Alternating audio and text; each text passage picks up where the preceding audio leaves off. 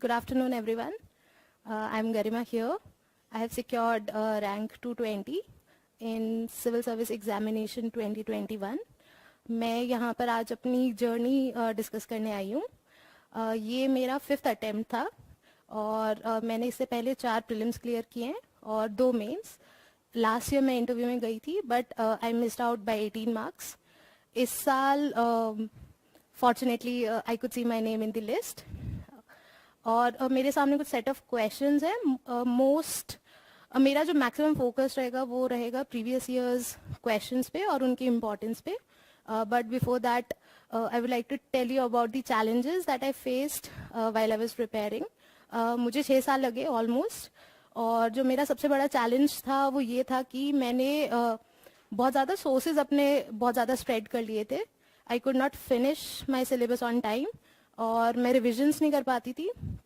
और अभी इस साल रैंक मेरा आने के बाद मुझे रियलाइज़ हुआ कि जो सबसे इम्पॉर्टेंट पार्ट रहता है वो रहता है कि सोर्सेज को लिमिटेड रखना, मल्टीपल रिविजन्स करना और previous years questions in all the stages, be it prelims, mains में ऑप्शनल या फिर जीएस. और लास्ट वाला जो रहता है इवन इंटरव्यू में भी काफ़ी ज़्यादा हेल्प करती है हमें इंटरव्यू ट्रांसक्रिप्ट्स. तो मैं अभी प्रीवियस ईयर्स क्वेश्चंस की importance in prelims, mains, optional मैं उस पर आगे डिस्कस करूँगी. So let's start. और मैं एक चीज़ बताना चाहूँगी कि क्योंकि मैंने बहुत ज़्यादा प्रीवियस ईयर्स क्वेश्चंस पे ध्यान दिया था तो मेरे PSIR political science and international relations के ऑप्शनल में जो सबसे ज़्यादा मार्क्स, मुझे 60 मार्क्स का जंप मिला इस बार. मेरे लास्ट ईयर 223 थे, इस साल 283 हैं, जो काफ़ी according to some people they are quite good marks. तो वो मुझे मेरा जो मोस्ट कंट्रीब्यूशन रहेगा वो रहेगा एक तो रिविजन पे और प्रीवियस ईयर्स क्वेश्चंस पे. And this is something that I have talked in almost all my interviews. तो अभी अगर आप ये देखेंगे कि जैसे अगर हम प्रीलिम्स की बात करें तो प्रीलिम्स के कुछ टॉपिक होते हैं स्टैटिक, कुछ पार्ट होता है करंट अफेयर्स का. अब करंट अफेयर्स क्योंकि बहुत ज़्यादा डायनेमिक है सो वी कैन प्रिडिक्ट कि क्या आएगा, लेकिन काफ़ी सारा चंक स्टैटिक पार्ट का भी रहता है. और वो जो 4 सब्जेक्ट्स जो हमारे मेजर 4 सब्जेक्ट्स होते हैं जैसे कि history, polity, economy, geography and environment, उसमें से अगर हम पिछले साल के क्वेश्चंस पे जाके देखेंगे तो बहुत सारा रेपिटेशन होता है. मैंने कुछ क्वेश्चंस लिए हैं ये आपको शो करने के लिए. तो जैसे 2012 में एक क्वेश्चन आया था कि अगर हम हिस्ट्री से स्टार्ट करें और उसमें भी एंशियंट हिस्ट्री के काफ़ी क्वेश्चंस. तो बुद्धिज्म एंड जैनिज्म एक ऐसा टॉपिक है जिसमें से वो ऑलमोस्ट हर साल ये वाला क्वेश्चन पूछते हैं कि इन दोनों में सिमिलैरिटीज़ क्या थी या फिर डिफरेंसेस क्या थे. कुछ कुछ टाइम थोड़े से वियर्ड क्वेश्चंस भी आते हैं, लेकिन अगर हम काफ़ी सारा पार्ट प्रीवियस ईयर्स को करें तो उससे काफ़ी ज़्यादा सॉल्व होने के चांसेस रहते हैं. स्पेशली जो ऑप्शंस होते हैं वो नेक्स्ट टाइम उसको इंटरव्यू नॉट इंटरव्यू प्रीलिम्स में उसको नेक्स्ट टाइम क्वेश्चन की फॉर्म में भी पूछते हैं. तो 2012 में जैसे क्वेश्चन आया था कि बुद्धिज्म और जैनिज्म में क्या कॉमनैलिटीज़ हैं. उसके 3 ऑप्शंस ये थे कि पहला है कि avoidance of extremities of penance and enjoyment, वो हमें पता है कि वो जैनिज्म में था, बुद्धिज्म में नहीं था. फिर दूसरा है indifference to authority of Vedas, वो दोनों में कॉमन है. और तीसरा पॉइंट जो है वो है denial of efficacy of rituals, और वो भी दोनों में कॉमन है. तो इसका आंसर हमारे पास हो जाता है 2 and 3 विच इज़ बॉम्बे. अब अगर आप ये देखेंगे 1996 में भी एग्जैक्ट क्वेश्चन आया है, उसमें उन्होंने एक ऑप्शन और ऐड कर दिया है which is the 4th option जो कि non injury to animal life है. तो बिल्कुल सेम पॉइंट, मतलब इवन उन्होंने फ्रेजिंग भी सेम तरीके से की हुई है कि which of the following common है बुद्धिज्म एंड जैनिज्म में. पहला है avoidance of extremities of penance and enjoyment, indifference to the authority of Vedas, denial of efficacy of rituals, and 4th option उन्होंने इसमें ऐड कर दिया non injury to animal life. तो आप ये देखिए कि अगर आपने 1996 का क्वेश्चन अटेम्प्ट किया होता तो 2012 के क्वेश्चन में ये वाला क्वेश्चन बहुत इजीली सॉल्व हो जाता.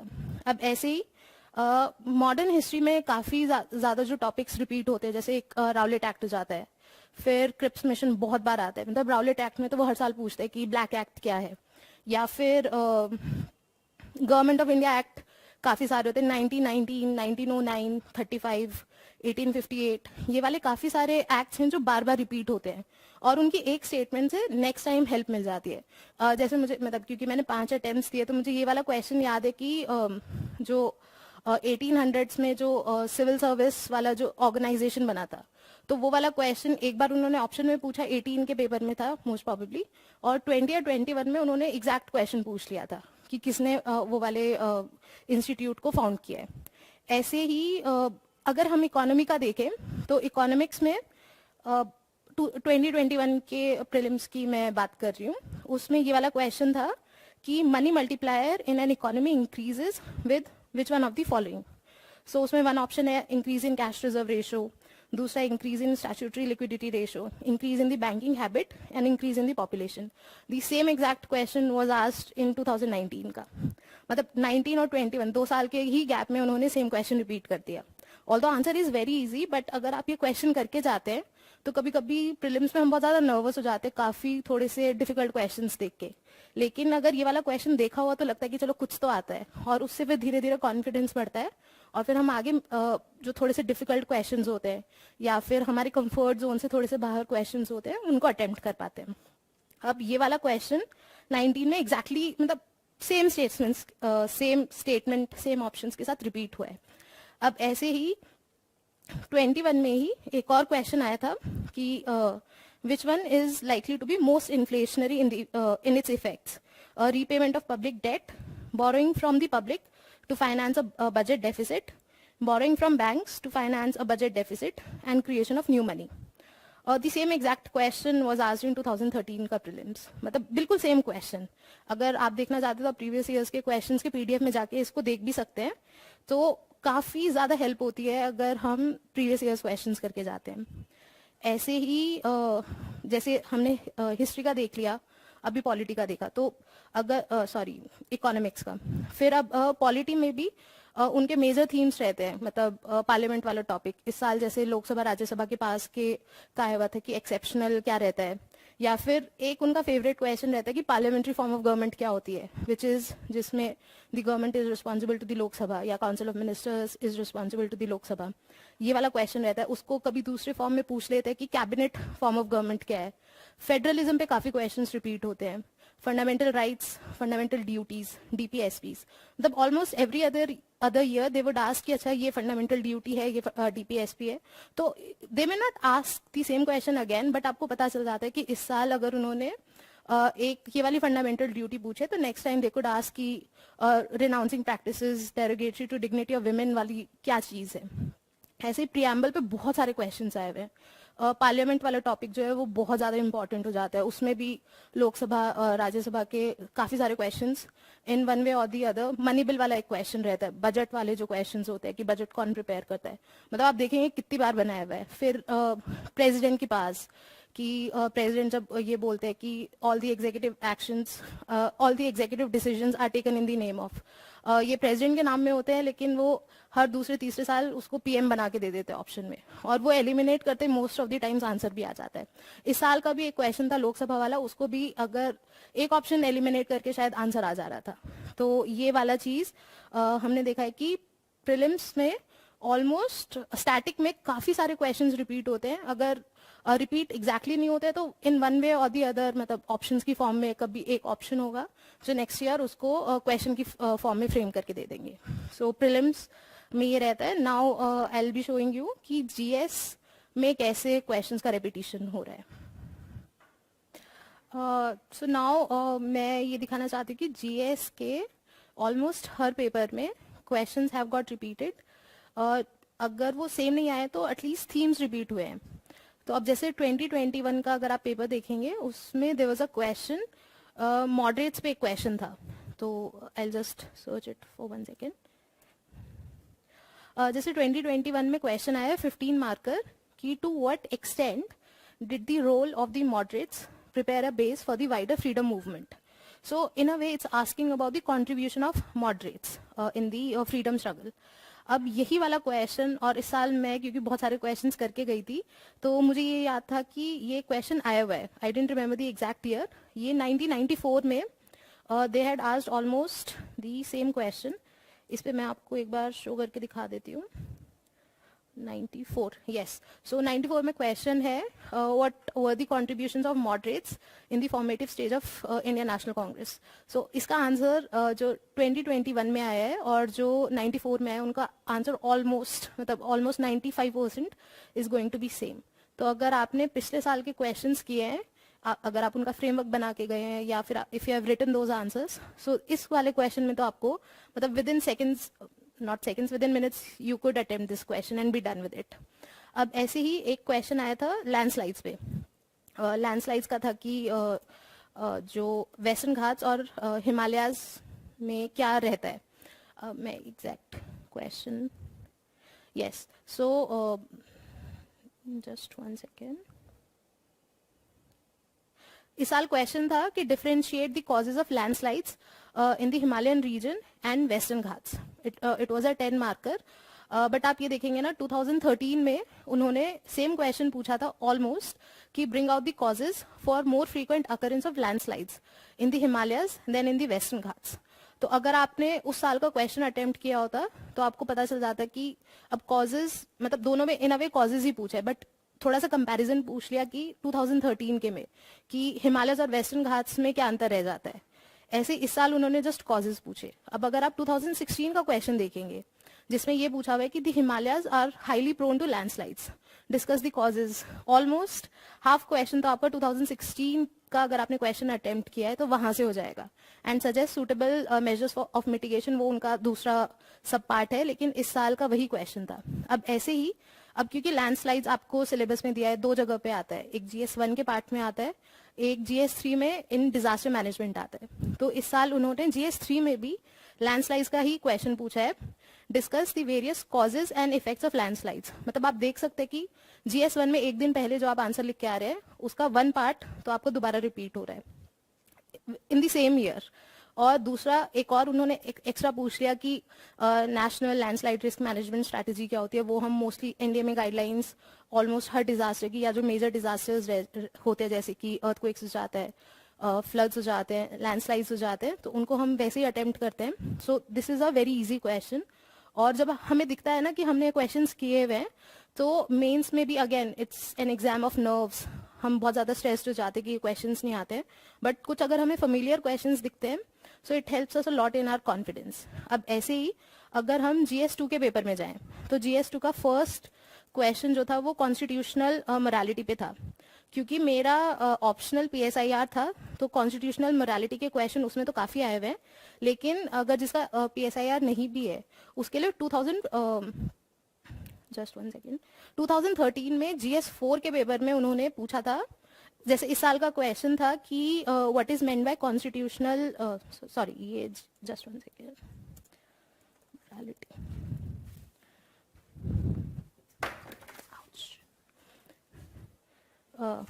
Sorry.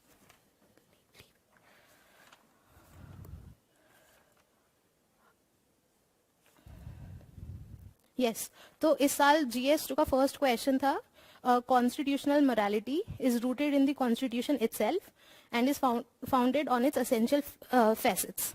Explain the doctrine of constitutional morality with the help of relevant judicial decisions. So इसमें हमें definition पूछी है या फिर क्या होता है कॉन्स्टिट्यूशनल मोरालिटी, और उसके बाद पूछा है कि जुडिशियल कौन कौन सी जजमेंट्स आई हैं जिससे कॉन्स्टिट्यूशनल मोरालिटी को अपहोल्ड किया गया है. अब अगर आप ये देखेंगे, GS4 में 2019 में they had asked a similar question. अब क्योंकि वो GS4 में था तो उसमें हम थोड़ा सा एथिकल बेंट ऑफ माइंड से लिखेंगे, इसमें थोड़ा सा पॉलिटिकल और कॉन्स्टिट्यूशनल बेंट ऑफ माइंड से लिखेंगे, लेकिन एटलीस्ट आपकी वो टर्म तो प्रिपेयर हो जाती कि कॉन्स्टिट्यूशनल मोरालिटी होता क्या है. और फिर इसने लिखा है कि हाउ डज वन अपहोल्ड, और जो 2021 में क्वेश्चन है वहां पे जुडिशियल डिसीजंस हो जाएंगे. So again questions are getting repeated, मतलब कुछ एक सिमिलर फॉर्म में तो रिपीट हो ही रहे हैं. अब ऐसे ही एक और क्वेश्चन था, जैसे इस साल सेल्फ हेल्प ग्रुप्स पे आया था, तो सेल्फ हेल्प ग्रुप वाला जो क्वेश्चन था वो विमेन से, विमेन एम्पावरमेंट से रिलेटेड एस्पेक्ट में था. I will show it to you.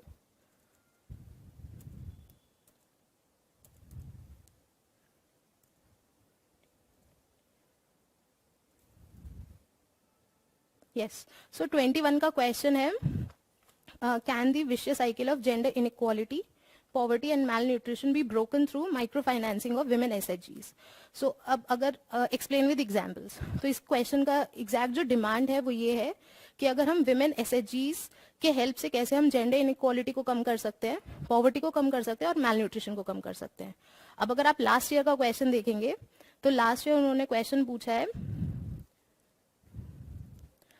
2020 में microfinance as an anti poverty vaccine is aimed at asset creation and income security of rural poor in India. Evaluate the role of SHGs in achieving the twin objectives along with empowering women in rural India. So आप देख रहे हैं कि कैसे similar themes पे questions पूछ रहे हैं. इसमें पॉवर्टी दिया हुआ है, विमेन एम्पावरमेंट दिया है, 2021 के क्वेश्चन में भी जेंडर इनइक्वालिटी पॉवर्टी दिया हुआ है. तो क्वेश्चंस मुझे तो ये याद है कि मैं almost similar answers same examples दोनों ही सालों के क्वेश्चंस में रिपीट करके आई थी. सो GS1 GS2 में हमने देखा कि क्वेश्चंस आर गेटिंग रिपीटेड. अब जैसे अगर हम GS3 में जाएं तो GS3 में एक टॉपिक रहता है लेफ्ट विंग एक्सट्रीमिज्म का. अब उसमें ऑलमोस्ट हर साल अगर हम लेफ्ट विंग एक्सट्रीमिज्म के क्वेश्चंस देखेंगे तो उसमें मतलब उन्होंने ऑलमोस्ट हर चीज पूछ ले कि कॉजेज क्या होते हैं लेफ्ट विंग एक्सट्रीमिज्म के, गवर्नमेंट की क्या स्ट्रैटेजीज रहती हैं. तो वो मैं अभी एक बार आपको दिखा देती हूँ क्वेश्चंस में कि कैसे उन्होंने ऑलमोस्ट सब थीम्स जो है वो टॉपिक्स की ऑलमोस्ट हर साल रिपीट ही हो रही हैं. अब अभी हम पहले लेटेस्ट जो क्वेश्चंस आए हुए वो देखते हैं. सो 2018 में क्वेश्चन आया था कि left wing extremism is showing a downward trend, but it still affects many parts of the country. Briefly explain Government of India's approach to counter the challenges posed by LWE. So उस 2018 में समाधान strategy आई थी. So the major answer was on that only. But इसमें उन्होंने पूछा है कि government of India ने क्या स्टेप्स लिए हैं लेफ्ट विंग एक्सट्रीमिज्म को टैकल करने के लिए, एड्रेस करने के लिए. अब आप अगर 2020 का क्वेश्चन देखिए, इसमें इट्स अ 15 मार्कर. तो पहला जो पार्ट है वो ये पूछ रहा है कि determinants of left wing extremism क्या है in eastern part of the India and what strategy should government of India, civil administration, security forces adopt to counter the threat in the affected areas. अब इसमें उन्होंने क्या पूछते हैं, इसमें उन्होंने ये बता दिया कि गवर्नमेंट ऑफ इंडिया ने क्या स्टेप्स लिए, सिविल एडमिनिस्ट्रेशन ने क्या लिया और security forces which actually comes under government only. तो अब अगर आप 2020 का क्वेश्चन अगर आप देखेंगे और 2018 का तो उसमें they have asked similar things. अब ऐसे ही अगर हम बहुत पहले के क्वेश्चंस देखें, अगर हम इसकी बात करें 2015 में कि yes, so 2015 में उन्होंने पूछा है कि the persisting drives of the government for development of large industries in backward areas have resulted in isolating the tribal population and farmers who face multiple displacements with Malkangiri and Naxalbari foci. Discuss corrective strategies needed to win the left-wing extremism doctrine affected citizens back into the mainstream. तो अब हमने पहले देखा कि उन्होंने 18 में question पूछा कि कॉजेज क्या है, फिर एक पूछा कि गवर्नमेंट ने क्या क्या स्ट्रैटेजीज ली हैं. अब उन्होंने पूछ दिया कि वे फॉरवर्ड क्या है. तो आप ये देख रहे हैं इससे प्रीवियस ईयर्स क्वेश्चंस अगर आप ओवर द ईयर्स वाले करते हैं या इवन 80s वाले 90s वाले भी अगर आप करके देखेंगे तो आपका पूरा टॉपिक भी प्रिपेयर हो जाएगा. So you will not have to read unnecessary content जो काफी ज्यादा आजकल इंटरनेट के एक्सप्लोजन की वजह से बहुत ज्यादा अवेलेबल है. तो इस तरीके से आपको एक स्ट्रीमलाइनिंग भी हो जाएगी आपके सिलेबस में. अब अगर हम GS पेपर 4 की बात करें तो इस साल एक क्वेश्चन आया था क्राइसिस ऑफ कॉन्शियंस और इमोशनल इंटेलिजेंस को लिंक किया था. तो अगर और crisis of conscience has already been asked twice. एक तो आपसे पूछा है क्राइसिस ऑफ कॉन्शियंस और 21 का क्वेश्चन है in case of crisis of conscience does emotional intelligence help to overcome the same without compromising ethical और moral stand that you are likely to follow. So इसमें उन्होंने क्या किया वो ये पूछ रहे कि when we are facing crisis of conscience तो क्या उसमें इमोशनल इंटेलिजेंस का कोई रोल रहेगा या नहीं रहेगा. अब इससे आपको एक ये पता चल जाएगा कि इमोशनल इंटेलिजेंस जब हम टॉपिक पढ़ रहे हैं तो हम उसमें एक पार्ट लिख सकते हैं कि ये हमें क्राइसिस ऑफ कॉन्शियंस को रिजॉल्व करने में भी हेल्प करता है. अब ये 2021 का क्वेश्चन था. अब 2013 में दे हैड आस्क्ड कि what's meant by crisis of conscience, narrate one incident in your life when you were faced with such a crisis and how you resolved it. तो अगर आपने एटलीस्ट इसका हाफ पार्ट भी किया है कि crisis of conscience क्या होता है, तो आपको इस वाले क्वेश्चन में कुछ तो हेल्प हो जाएगी, क्योंकि आपका इंट्रोडक्शन किस पे होगा. पहले आप क्राइसिस ऑफ कॉन्शियंस बताएंगे, फिर आप थोड़ा सा इमोशनल इंटेलिजेंस के बारे में बात करेंगे, तो आपका एक ये वाला क्वेश्चन रिपीट हो जाएगा. अब 2019 में अगेन उन्होंने क्राइसिस ऑफ कॉन्शियंस पे क्वेश्चन पूछा है कि what is meant bye crisis of conscience, how does it manifest in the public domain. मतलब अलग अलग तरीके से they have asked crisis of conscience, और जब आप इनको अटेम्प्ट करेंगे तो आपका जो आंसर होता है ना, वो कभी कभी आपको इवन इमोशनल इंटेलिजेंस वाले क्वेश्चन में भी हेल्प करता है. मेरे को उसने किया था, so that's why I am able to tell कि प्रीवियस ईयर्स का काफी ज्यादा बहुत इंपॉर्टेंस रहती है. तो ये GS1, GS2, GS3, GS4 में आप देख रहे हैं काफी सारे क्वेश्चंस रिपीट हुए हैं. अब जैसे अगर आप GS1 का सोशियोलॉजी वाला देखेंगे तो उसमें कम्युनलिज्म, रीजनलिज्म, सेक्युलरिज्म, हर साल वही क्वेश्चंस रिपीट होते हैं. मतलब 2 साल, क्योंकि मेरा 5 अटेम्प्ट्स थे, मैंने 4 मेंस लिखे हैं, तो मैं ही देखती थी कि कितने सारे क्वेश्चंस रिपीट हो रहे हैं. एक साल उन्होंने पूछा था कि सेक्युलरिज्म इंडिया में और वेस्ट में कैसे डिफरेंट है. फिर GS2 में उन्होंने नेक्स्ट ईयर पूछा था कि इंडियन और फ्रेंच सेक्युलरिज्म में क्या डिफरेंस है. सो ऑलमोस्ट सेम ही आंसर था. ऐसे ही कम्युनलिज्म के क्वेश्चंस में रहता है कि एक साल वो पूछ लेते कॉजेज क्या है और उसको कैसे एड्रेस कर सकते हैं. नेक्स्ट ईयर पूछ लेंगे गवर्नमेंट ने क्या स्टेप्स लिए, what should be the way forward. So globalisation का तो 3 साल में ये क्वेश्चन लिख के आई हूँ कि ग्लोबलाइजेशन का इम्पैक्ट ऑन कल्चर, जिसमें हम लिखते हैं कि ग्लोबलाइजेशन हो रहा है या फिर होमोजेनाइजेशन हो रहा है. फिर एक है कि सब चीजें हो रही हैं, मतलब it's affecting our culture, culture is affecting globalisation. तो वो वाले क्वेश्चंस तो मतलब मुझे ये होता था कि ये तो लास्ट ईयर लिखा है, सेम का सेम आंसर लिख के आई हूँ. सो और दैट्स व्हाई प्रोबेबली मेरे GS में भी ठीक ठाक मार्क्स आते थे. तो प्रीवियस ईयर्स क्वेश्चंस का काफी हद तक रेपिटेशन रहता है. 2-3 सालों का तो है ही, और वो पिछले 80s 90s के भी क्वेश्चंस अगर आप करके जाएंगे, जैसे गांधार आर्ट, मथुरा आर्ट, अमरावती वाला, वो हर बार मतलब उन्होंने 2018 या 19 में दे हैड आस्क्ड, और वो पहले भी आ चुके हैं. तो previous years questions are really very important. अभी हम क्योंकि मेरा optional political science and international relations था, so next would be that part जहाँ पे मैं पेपर 1 का थोड़ा सा एनालिसिस करके दिखाऊंगी आपको. तो अभी जब मतलब मैं पेपर 1 का एनालिसिस कर रही थी, तो पेपर 1 का सेक्शन ए मतलब ऑलमोस्ट 100% क्वेश्चन अगर आपने प्रीवियस ईयर्स किया हुआ है तो मतलब मैं ये नहीं कहूंगी कि एग्जैक्टली दे हैव आस्क्ड, लेकिन इन वन वे और the other paper 1 section A तो उन्होंने ऑलमोस्ट पूरा पूछा है. और मेरे जो मार्क्स आए हैं वो 146 हैं.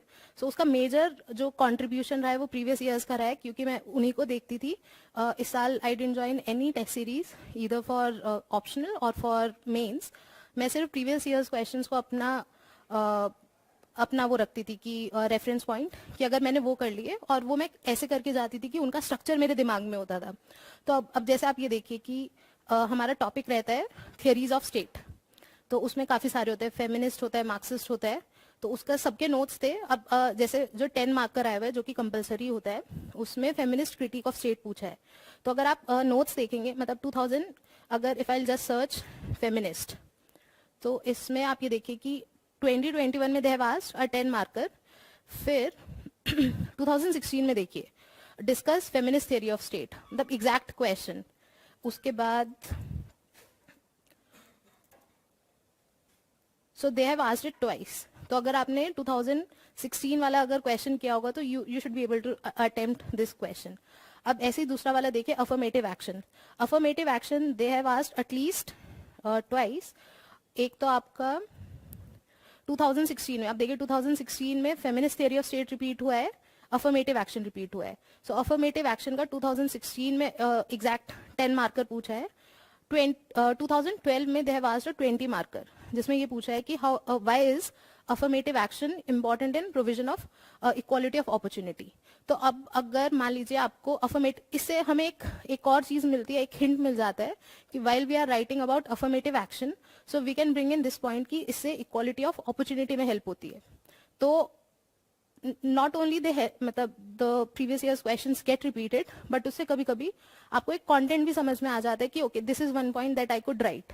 और हो सकता है बाकी स्टूडेंट्स में वो एनालिसिस जो हम नॉर्मली नोट्स फॉलो करते हैं उसमें हो सकता है ये वाला पार्ट नहीं हो, लेकिन क्योंकि ये प्रीवियस ईयर्स में पूछा है तो यूपीएससी के दिमाग में है ये वाला part, and if you write it who knows आपको कुछ 0.5 या 1 मार्क एक्स्ट्रा भी मिल जाए। And mains is a game of again थोड़े थोड़े मार्क्स से आपका रैंक चेंज होता है, कार्डर चेंज हो जाता है, सर्विस चेंज हो जाती है। अब अगर हम तीसरा क्वेश्चन देखेंगे तो तीसरा क्वेश्चन था इक्वालिटी ऑफ आउटकम पे। अब इक्वालिटी ऑफ आउटकम अगर मैं आपको सर्च करके दिखाऊं, सो इसमें they have asked it as a 10 marker. फिर जस्ट वन ओके, सो यहाँ पे मुझे मिल नहीं रहा है, लेकिन 2012 में दे हैड आस्क्ड कि difference between equality of outcome and equality of opportunity क्या होता है। और लास्ट टू लास्ट ईयर और मे बी लास्ट मतलब 2020 में उन्होंने पूछा था इक्वालिटी ऑफ अपॉर्चुनिटी पे। तो जब हम इक्वालिटी ऑफ अपॉर्चुनिटी लिख रहे हैं, so we have to write about equality of outcome, कि एक और व्यू पॉइंट है जो मार्क्सिस्ट और सोशलिस्ट बात करते हैं। Equality of opportunity is something which liberals talk about. तो जब हम इक्वालिटी ऑफ अपॉर्चुनिटी लिख रहे हैं, we can talk about equality of outcome. अगर इक्वालिटी ऑफ आउटकम पे क्वेश्चन आया है, so we should mention about equality of opportunity. तो यहाँ से हमें हिंट भी मिल जा रहा है कि एक हम पैराग्राफ कंपैरिजन फॉर्म में दिखा सकते हैं। फिर जो फोर्थ क्वेश्चन है, कि फोर्थ क्वेश्चन है आपका tools of legitimation of the state. So 2021 में उन्होंने पूछ दिया कि हम कैसे बता सकते हैं कि स्टेट जो है लेजिटिमेटली बना है या नहीं बना है, उसके पास अथॉरिटी है या नहीं है।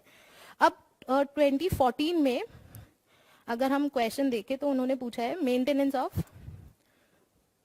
लेजिटिमेसी का क्वेश्चन पूछा है। So examine the conditions that are required for maintenance of legitimacy in modern societies. Exact question पूछ लिया कि अभी एक बार पूछे कि टूल्स क्या हैं, दूसरा ये पूछे कि अगर हमें लेजिटिमेसी चाहिए सो हमें क्या क्या कंडीशंस होंगी। अब इसमें जब मैंने आंसर लिखा था, so I also mentioned about Habermas का crisis of legitimacy, which they have asked in 2015। अगर 2015 का आप क्वेश्चन देखेंगे तो उसमें एक ही क्वेश्चन है कि discuss the crisis of legitimacy in capitalist societies. So legitimacy वाले पॉइंट से आपको ये तो समझ में आ गया कि when you are doing that topic जिसमें पार आता है, हेजिमनी आता है, आइडियोलॉजी और लेजिटिमेसी आता है, सो यू मस्ट नो कि लेजिटिमेसी होती क्या है, उसकी डेफिनेशन जो हमें वैसी करनी होती है इंट्रोडक्शन के पार्ट में। फिर दूसरा हमें ये पता होना चाहिए, क्योंकि दे हैव आस्क्ड इट ट्वाइस, कि लेजिटिमेसी आती कैसे है। और फिर तीसरा हो जाएगा कि क्राइसिस ऑफ लेजिटिमेसी क्या है। तो आपका इससे आपको ये भी समझ में आ रहा है कि what you need to study and what may be you could ignore, जो आप अगर बहुत सारा एक्स्ट्रा पढ़ रहे होगे तो। फिर अगर फिफ्थ वाला क्वेश्चन देखते हैं, अब इसमें आप बोल सकते हैं कि ये तो नहीं रिपीट हुआ, जिसमें दे हैव आस्क्ड कि मिल का आइडिया ऑन विमेन सफरेज। अब ठीक है, हमारे नोट्स में हम मिल्क की 3 या 4 चीजें करते हैं, कि जिसमें मिल्क का हो जाता है लिबर्टी पे view point, freedom of speech और एक्सप्रेशन पे व्यू पॉइंट। हम मोस्टली ये वाला चीज नहीं करते कि विमेन सफरेज पे क्या है, ऑल्दो हम ये करते हैं कि Mill he was a feminist. But अगर आप इसको थोड़ा सा अगर आपने नोट्स पढ़े हुए हैं तो आपको ये समझ में आएगा कि जब हम फेमिनिज्म वाले टॉपिक्स करते हैं तो उसमें लिबरल फेमिनिज्म में वी टॉक अबाउट मिल का कॉन्ट्रीब्यूशन। तो अगर आपको ये समझ में आ गया कि it's not a question on Mill पर से बट अबाउट लिबरल फेमिनिज्म, तो आप पहले थोड़ा सा बता सकते हैं कि लिबरल फेमिनिस्ट का मेजर थीम क्या होता था। और अब क्योंकि ये 10 मार्कर है, so we need to write 150 words जो आपके पास ना हो। तो अब वहां से आप ये कर सकते हैं कि लिबरल है, लिबरल फेमिनिज्म है, तो उन्हें सोशल फेमिनिज्म फेमिनिस्ट ने क्रिटिसाइज किया है, रेडिकल फेमिनिस्ट ने क्रिटिसाइज किया है। तो वहां पे आप सिमोन डी बोवर का व्यू पॉइंट्स लिख सकते हैं, कैरल हनीश, कैरल गिलिगन, इन सब के व्यू पॉइंट्स आ सकते हैं। तो यहाँ से भी ये वाला क्वेश्चन हो जाएगा। और लिबरल फेमिनिज्म के मैं आपको दिखाना चाहूंगी कि कितनी बार क्वेश्चन रिपीट हुए हैं। जैसे आप ये देखिए कि 2010 में उन्होंने 30 मार्कर पूछा है, जिसमें ये है कि डिस्टिंग्विश कीजिए between liberal feminism and social feminism. और 2012 में पूछा है लिबरल और रेडिकल फॉर्म्स ऑफ फेमिनिज्म में आप डिफरेंस को बताइए।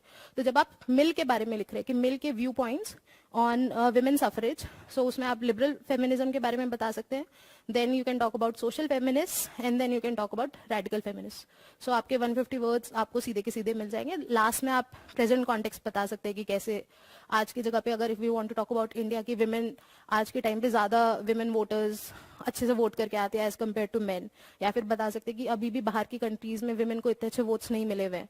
So you can talk about that also. तो यहाँ से आपको एक गाइडेंस मिल जाती है। अब मैं आपको, ये वाला था पेपर 1 के कंपलसरी वाले क्वेश्चंस। अब एक मैं सेट 4th वाला जो क्वेश्चन था 2021 का वो बता रही हूँ। थोड़ा सा वो टिपिकल क्वेश्चन है, तो ये लगता है कि शायद नहीं, मतलब प्रीवियस ईयर्स में नहीं है, बट वो एक्चुअली है, मतलब almost everything is there. So the question was, जो 20 मार्कर था, कि do you think Buddhist traditions have lend greater ethical foundation to ancient Indian political thought. So इसमें वो जस्ट ये पूछना चाह रहे हैं इन अ वे कि contribution of Buddhist political thought क्या रहा है इन इंडियन पॉलिटिकल थॉट. अब 2014 का आप क्वेश्चन देखिए, जिसमें they are asking, just one second, yes, evaluate the contributions of Buddhist tradition to Indian political thought. Exactly same question पूछा है. 2012 में उन्होंने पूछा है कि write a note on Buddhist tradition in Indian political thought. Sorry. So जब आप 2012 का क्वेश्चन अटेम्प्ट करेंगे कि बुद्धिस्ट ट्रेडिशन, तो उसमें obviously you would write introduction, उसके बाद आप कंट्रीब्यूशन की बात करेंगे कि कैसे बुद्धिस्ट ट्रेडिशन ने इंडियन पॉलिटिकल थॉट को एनरिच किया है. अब 2012 में अगर आपने वो क्वेश्चन अटेम्प्ट किया है, so you could have attempted the same question in 2014 और 21 में. मैं ये पिछले साल के देख के गई थी, मैंने तो कंपैरिजन भी कर दिया था, क्योंकि मेरे दिमाग में एक ये वाला क्वेश्चन भी चलता था कि अर्थशास्त्र, धर्मशास्त्र और बुद्धिस्ट थॉट का जो रिवीजन किया था, कभी कभी दे आस्क कंपैरिजन. तो इसमें आपको एक डायरेक्शन मिल जाएगी कि जब बुद्धिस्ट पॉलिटिकल थॉट के बारे में आप बात कर रहे हैं, so you could mention about अर्थशास्त्र आल्सो कि कौटिल्य ने क्या क्या कहा, या फिर धर्मशास्त्र के बारे में. सो एक कंपैरेटिव फॉर्म में करेंगे. And I think may be इस क्वेश्चन से मुझे एज मिला हो, कि जो मुझे थोड़े से डिसेंट मार्क्स मिले. 1A का जो स्टैटिक वाला पार्ट है ना, इट्स रियली अमेजिंग. अगर आप उस पर ज्यादा फोकस करते हैं तो आपको काफी अच्छे मार्क्स मिल जाएंगे. एंड ऑप्शनल के marks make a lot of difference in overall, in getting overall rank या फिर ओवरऑल मार्क्स के लिए. अब जो दूसरा क्वेश्चन था कि Marxist concept of alienation is an essential part of reality in capitalism. So basically they are asking about Marx's concept of alienation. Sorry. तो अब ये 2021 में दे हैव आस्क्ड, तो अगर आप इसमें एलियनेशन के बारे में लिखेंगे तो हम थोड़ा सा ह्यूमन एसेंस के बारे में भी लिख देते हैं. अब 2016 का आप देखिए क्वेश्चन उन्होंने पूछा है, explain Marxist understanding of human essence and alienation. 2009 का क्वेश्चन देखिए कि एग्जामिन इन डिटेल मार्क्स का prescription for ending alienation and reaching the stage of de alienation. So अब अगर आप एलियनेशन का उन्होंने मतलब अगर आपने 2009 का क्वेश्चन अटेम्प्ट किया तो आपको पता है कि you have to talk about alienation, then you have to talk about कि हम एलियनेशन को एंड कैसे कर सकते हैं एंड दस achieve the stage of de alienation. तो आपको 9 में ये तो उन्होंने एग्जैक्टली पूछा है, लेकिन जब आप 21 में ये क्वेश्चन अटेम्प्ट करें तो आपको पता चलेगा कि you could mention about alienation, you could mention about human essence, क्योंकि 16 में भी उन्होंने ह्यूमन एसेंस और एलियनेशन का साथ साथ पूछा है. And then you can talk about कि आप एलियनेशन को एंड करके डी एलियनेशन पे कैसे पहुंच सकते हैं. सो आपको डायरेक्शन भी मिल रहा है और रेपिटेशन भी हो रहा है. अब फिर नेक्स्ट क्वेश्चन है कि free and fair deliberation is key to the foundation of democracy. So this is basically a question on deliberative democracy. अब डेलिबरेटिव डेमोक्रेसी के अगर हम क्वेश्चंस देखें, सो 2021 में आया है, 2019 में they have asked a 10 marker deliberative democracy. फिर 2017 में they have asked relationship between deliberative democracy and participatory democracy. और 2015 में again they have asked difference between deliberative and participatory form of democracy. तो अब जब आप deliberative के बारे में लिख रहे हैं, so you could think about writing deliberative. तो पूछा ये क्वेश्चन है, आप पार्टिसिपेटरी के बारे में बता सकते हैं, आप रिप्रेजेंटेटिव के बारे में बता सकते हैं. तो यहाँ से हमें एक और डायरेक्शन मिल जा रही है. अब मैं एक बार आपको पेपर 1 का सेक्शन जो बी रहता है, उसके जो शुरू के जो 5 क्वेश्चंस रहते हैं ना, वो हमें लगता है कि पता नहीं क्या पूछ लिया, मतलब थोड़ा सा डिफिकल्ट लगता है, कभी कभी आउट ऑफ कंफर्ट जोन भी लगता है. तो लेकिन आप ये देखेंगे हर साल वो यही क्वेश्चंस पूछते हैं. एक तो उनका पर्सपेक्टिव से पक्का आता है कि एक साल दलित पूछ लेंगे, एक साल रेडिकल ह्यूमनिस्ट. इस साल उन्होंने शायद दलित पूछा था, I do not remember it properly, but कुछ ना कुछ तो पर्सपेक्टिव पूछा ही था. फिर अब दूसरा जो था, मैं आपको ये दिखाना चाह रही हूँ कि इस साल, just 1 second, making of Indian constitution के तो उनके मतलब almost it's a favourite topic of theirs, जिसमें से they have been asking these questions कि मतलब पर्सपेक्टिव में सोशलिस्ट पर्सपेक्टिव क्या था कि जब हम कॉन्स्टिट्यूशन बना रहे थे। तो जैसे इस बार का देखिए मेकिंग ऑफ इंडियन कॉन्स्टिट्यूशन का क्वेश्चन था कि the constitution of India is a product of historical process rich with constitutional antecedents. तो कि कॉन्स्टिट्यूशन को बनाने के लिए कैसे हमारे हिस्टोरिकली हमने गवर्नमेंट ऑफ इंडिया एक्ट 1935 से हेल्प लिया या फिर अदर कॉन्स्टिट्यूशन से लिया, जैसे फ्रेंच कॉन्स्टिट्यूशन से लिबर्टी इक्वालिटी फ्रेटर्निटीज के आइडिया लिए, रशियन हो गया, आयरिश हो गई, यूएस, ब्रिटिश। तो ये वाला क्वेश्चन इस साल पूछा उन्होंने। अब 21 में अगेन एक क्वेश्चन पूछा है कि the constitution makers faced the great task of forging a common national identity in the face of unparalleled social and cultural diversity. So ये जो क्वेश्चन है ये है मेकिंग ऑफ इंडियन कॉन्स्टिट्यूशन का अगेन, जिसमें उन्होंने पूछा है कि कैसे जब हम कॉन्स्टिट्यूशन फ्रेम कर रहे थे तो जो हमारी इतनी ज्यादा डाइवर्सिटी थी कि सोशली वी वर डिफरेंट, हम बहुत सारी कास्ट से आते हैं, रिलीजियस बैकग्राउंड से आते हैं, फिर रीजनल बैकग्राउंड से आते हैं, फिर एक विमेन वाला एस्पेक्ट था, तो सोशल कल्चरल डाइवर्सिटी वाली चीज का कैसे कॉन्स्टिट्यूशन मेकिंग पे फर्क पड़ा।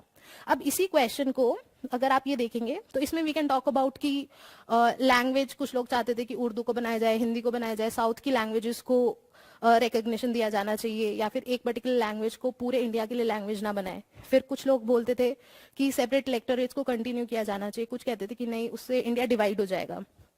तो ये वाला क्वेश्चन आपका 2021 में you'll be writing about this. अब आप 2019 का क्वेश्चन देखिए जिसमें उन्होंने पूछा है unity and integrity of India was perhaps the single uppermost factor in the minds of constitution makers. So इसमें भी काफी सारे पॉइंट्स वही रिपीट होंगे कि कॉन्स्टिट्यूशनल वाला हो जाएगा, लिंग्विज्म वाला चीज हो जाएगा, लैंग्वेज वाला हो गया, रिलीजन वाला हो जाएगा, कम्युनल इलेक्टोरेट्स या सेपरेट इलेक्टोरेट्स। अब 2020 में क्वेश्चन पूछा था इंडियन कॉन्स्टिट्यूशन मेकर्स का concern on social inequality. So almost same theme repeat हो रही है इन डिफरेंट वर्ड्स। तो पेपर 1 सेक्शन बी अगेन उसमें और भी क्वेश्चंस हैं जो रिपीट हो रहे हैं। अब ऐसे ही अगर हम पेपर 2 का सेक्शन 1 में जाएं तो इस साल उन्होंने क्वेश्चन पूछा था नियो रियलिज्म पे। अब आप नियो रियलिज्म के अगर क्वेश्चंस देखेंगे तो वो हर साल क्या पूछते हैं, इस साल जैसे उन्होंने पूछ लिया कि नियो रियलिज्म के बेसिक टेनेट्स क्या हैं, कौन कौन थिंकर्स हैं। एक साल वो पूछ लेते हैं कि नियो रियलिज्म को आप क्लासिकल रियलिज्म से कंपेयर कीजिए, या फिर एक बार पूछ लेंगे कि मॉर्गन थू ने क्या बोला है रियलिज्म पे। तो जब आप मॉर्गन थू के बारे में बताएंगे so you would also talk about कि उसको क्रिटिसाइज किया गया नियो रियलिस्ट जो आए हैं, केनेथ वॉल्स हो गए, जॉन मीरसाइमर हो गए। अब अगर आपको सिर्फ नियो रियलिस्ट पे पूछा है तो आप ये बताएंगे कि वो क्यों आया स्कूल, क्योंकि क्लासिकल रियलिज्म का जो स्कूल था मॉर्गन थू का उसमें कुछ चैलेंजेस है। So you will be talking about Morgenthau. If question is asked on structural realism, अगर मॉर्गन थू पे क्वेश्चन पूछा है तो you'll mention about structural realist. तो ऑलमोस्ट चीजें इंटरमिक्स्ड ही है, मतलब एक बार एक चीज प्रिपेयर कर लो वो आपको बाकी चीजों में भी हेल्प करेगी। So again questions are getting repeated. अब जैसे एक और क्वेश्चन आया था इंडिया रशिया रिलेशनशिप पे लास्ट ईयर, तो उसका जो क्वेश्चन था कि वो टाइम टेस्टेड फ्रेंडशिप है या नहीं है। तो आपके मेजर थीम्स क्या होते हैं, आप एक इंट्रोडक्शन लिखेंगे कि हमारी रशिया के साथ स्पेशल प्रिविलेज्ड स्ट्रेटेजिक पार्टनरशिप है। पीएम मोदी ने उनके बारे इंडिया रशिया रिलेशंस के बारे में बोला कि हमारा जो रिलेशनशिप है वो अनमैच्ड है। तो ये हमारा एक इंट्रोडक्शन हो जाता है। फिर हम थोड़ा सा एवोल्यूशन बता देते हैं कि हमारा 47 से ही हम बहुत अच्छा हमारे रिलेशनशिप रहे हैं, 91 के बाद थोड़े से चेंज हुए, अब और थोड़े से इम्प्रूव होते जा रहे हैं या कम होते जा रहे हैं। फिर आप कोऑपरेशन बताएंगे, फिर आप बताएंगे चैलेंजेस क्या है, और फिर आप बता देंगे कि वे फॉरवर्ड क्या है। तो ये हमारी किसी भी एक रिलेशनशिप को, जब भी हम इंडिया के रिलेशनशिप विद अदर नेशंस की बात कर रहे हैं तो हम ये बताते हैं। अब अगर हम इंडिया रशिया रिलेशनशिप के क्वेश्चंस देखें तो आपको ये रियलाइज होगा कि उन्होंने इसी वाली चीज को, मतलब जिसमें आपका यही कंटेंट आएगा, introduction, some para on evolution, cooperation, conflict और फिर वे फॉरवर्ड। तो वो हर साल अगर इंडिया रशिया पे क्वेश्चन आ रहा है तो वो यही चीज रिपीट कर रहे हैं। एक बार मैं आपको क्वेश्चंस की फॉर्म में वो दिखा देती हूँ।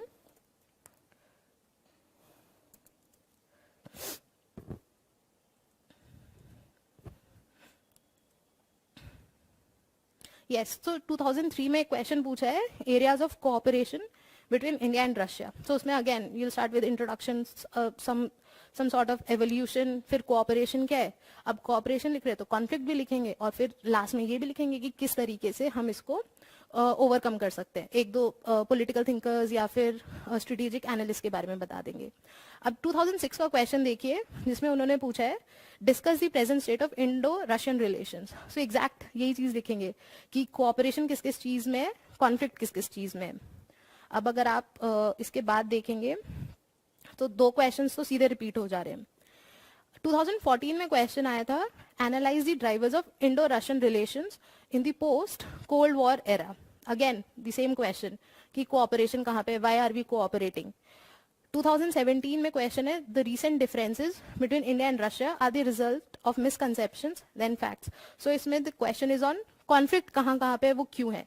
सो अगेन आप देख रहे हैं थीम्स आर गेटिंग रिपीटेड। फिर 2021 का तो क्वेश्चन वो यही है कि relationship between India and Russia are rooted in history, mutual trust and mutually beneficial cooperation. So again same themes are getting repeated. So I'll again emphasize that we ignore previous year's questions. मतलब वो most under estimated part है हमारी journey का, and क्योंकि मैं 6 साल इस पे लगा चुकी हूँ, 5 अटेम्प्ट्स दे चुकी हूँ। So if I were to go back, I think PYQs, previous year's questions and completion of syllabus would be the first things that I would do if I were to do it again.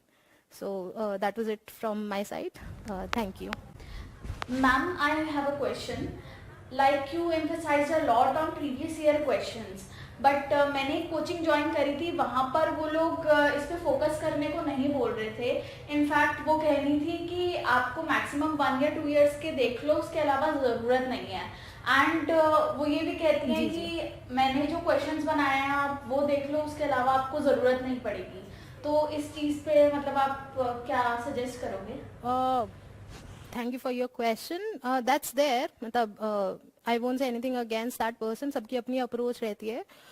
But मुझे इस साल मतलब I think I also said mentioned this in one of the in somewhere in the video कि मैंने इस साल नहीं किया यार। मतलब मैंने ना तो GS के लिए कोई कोचिंग ज्वाइन की थी, ना ही ऑप्शनल के लिए, क्योंकि मुझे ये पता मतलब मेंस GS यस ऑप्शनल, क्योंकि मुझे दिख रहा था इस एनालिसिस से कि when questions are getting repeated, so why am I not doing them, why am I paying someone to teach me something which is not even needed. और ये एनालिसिस है मतलब क्योंकि हम पेपर दे रहे हैं तो we can make that, we can do it ourselves. और आप मतलब मैंने 200 क्वेश्चंस तो आराम से करके देखे थे, तो मुझे रियलाइज हुआ इंपॉर्टेंस। मे बी बोलने से शायद नहीं समझ में आएगा, यू डू इट योरसेल्फ। और मैंने काफी सारे क्वेश्चंस दिखाए हैं, और भी बहुत सारे क्वेश्चंस हैं। एक फ्रेंड को मैंने पॉवर्टी के क्वेश्चंस की पूरी दिखा दी थी, मतलब it took almost 45 minutes. Time consuming है प्रोसेस, थोड़ा सा एग्जॉस्टिंग भी है, लेकिन जब आप उसको करेंगे तो आपको रियलाइज होगा कि how important previous years questions are. So for me they were, again it's a very subjective paper, so what works for anyone they can do that, but मेरे लिए काफी इफेक्टिव रहे थे। या प्लीज मैम, मेरा एक क्वेश्चन था कि अगर प्रीवियस ईयर क्वेश्चंस रिपीट होते हैं देन स्टूडेंट्स को क्यों बोला जाता है कि UPSC is dynamic? I beg to differ. मुझे नहीं लगता है कि डायनेमिक है। अगर वो डायनेमिक क्वेश्चन भी होगा ना, तो आपका कंटेंट आपके स्टैटिक पार्ट से आएगा। जैसे 1-2 साल पहले क्वेश्चन आया था कि दिल्ली गवर्नमेंट और जो लेफ्टिनेंट गवर्नर थे उनके बीच में क्या टसल है, वो साल न्यूज में था। तो बट आपको कंटेंट तो वही लिखना पड़ेगा ना कि आपका जो 269 AA वाला जो आर्टिकल है वो कैसे कॉन्फ्लिक्ट क्रिएट करता है, या कैसे उसमें चैलेंजेस है। या फिर जैसे कभी कभी क्वेश्चन आते हैं गवर्नर पे कि उस साल के किसी गवर्नर के स्टेट ने कुछ स्टेट गवर्नमेंट के में कुछ प्रॉब्लम हुई हो, तो आपको कंटेंट मतलब आपको थीम वहां से मिलेगी, लेकिन आपका आंसर तो वही होगा ना कि गवर्नर को कैसे कॉन्स्टिट्यूशन ने एम्पावर किया है, गवर्नर के पास क्या क्या है। तो स्टैटिक मतलब करंट से आपको एक वो मिल जाता है। जैसे लास्ट ईयर की बात है, तो लास्ट ईयर अफगानिस्तान का जो तालिबान ने टेक ओवर किया वो पूरा न्यूज में था। 14 अगस्त को उन्होंने टेक ओवर कर लिया था, और जब तक मैंने मेंस लिखा दिसंबर में, तब तक वो चल रहा था कि should India recognise, should India not recognise, Taliban क्या क्या कर रहा है। लेकिन अब ये समझ में आ गया कि इट्स एन इशू जो चल रहा है न्यूज में, और मैंने पूरा प्रिपेयर किया था और क्वेश्चन भी पूछा था कि तालिबान के आने से इंडिया की सिक्योरिटी पे, इंडिया की इकोनॉमी पे क्या इम्पैक्ट पड़ेगा।